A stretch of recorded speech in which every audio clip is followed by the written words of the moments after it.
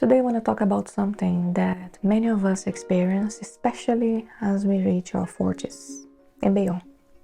That's imposter syndrome and the unrealized potential. And while struggling with this is actually common, the reasons behind can vary hugely. So this is my story. To give you some context, I speak from experience.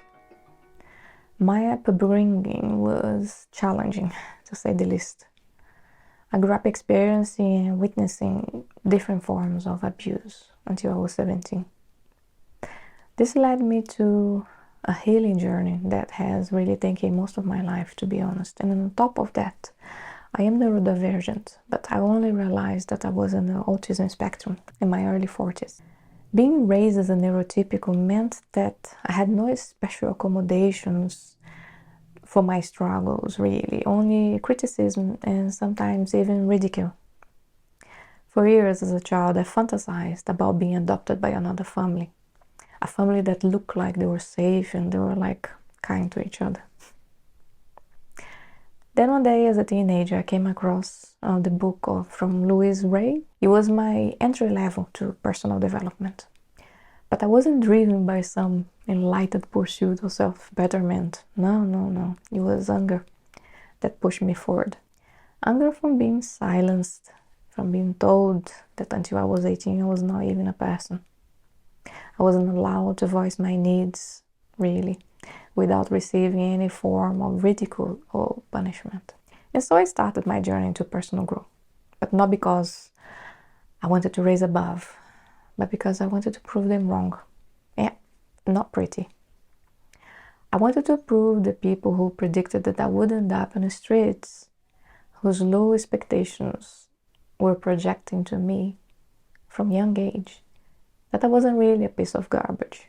I was not going to end up in the streets. But the realization that investing in personal development really only sinked in on my late 20s, to be honest. And hey, I get it. The term personal development is really overused these days. I see that. But I'm talking about the need to evaluate my beliefs, my behavior, and start to establish how to heal myself from my past experiences and find peace and learn to make meaning from my own life. I put all that under the umbrella of personal development. At least it is for me. Everybody's different. I understand that. You see, according to social expectations of my generation, at least, that implies you need to go to college, get a job, maybe marry, have children. I was destined to fail, but I dreamed of using my voice to inspire others to improve their lives, to be the opposite of what I had experienced growing up. Yet life didn't go according to my plans. I got married at 24 and it ended up in disaster. It took me more than 10 years to recover from that one. I immigrated from Brazil to the UK, only to be told that by a recruiter that none of my work experience counted here in UK. So I started taking entry-level jobs at the age of 30, studying at night, and eventually training as a psychotherapist. But then, you know what happened? I burned out completely.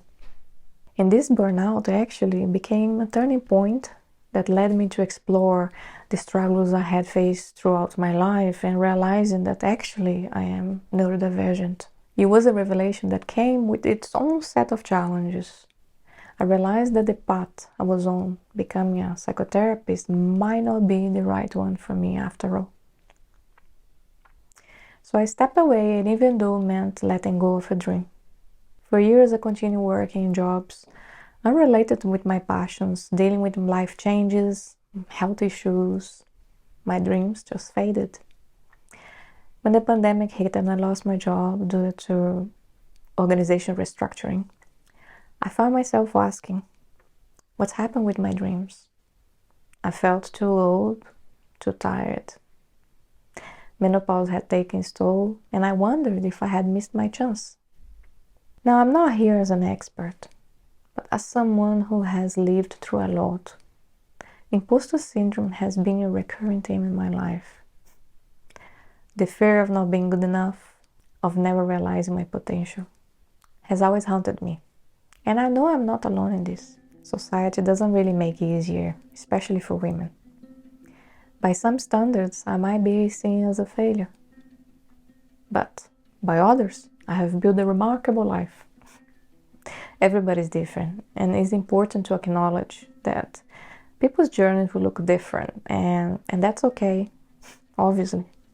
The truth is that success is subjective. It's not about what others think, it's about what you know in your heart.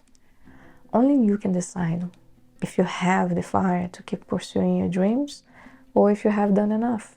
Really, just ignore the voices of doubt, especially those rooted in old limiting beliefs projected onto you when you were a child. If you need, seek healing, of course. But hey, I know this is a really nuanced discussion, but whatever path you choose, start by redefining success in a way that honors both your past ambitions and also your present circumstances.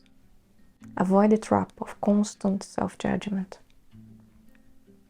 And this is my story, and this is what I strive to do every day.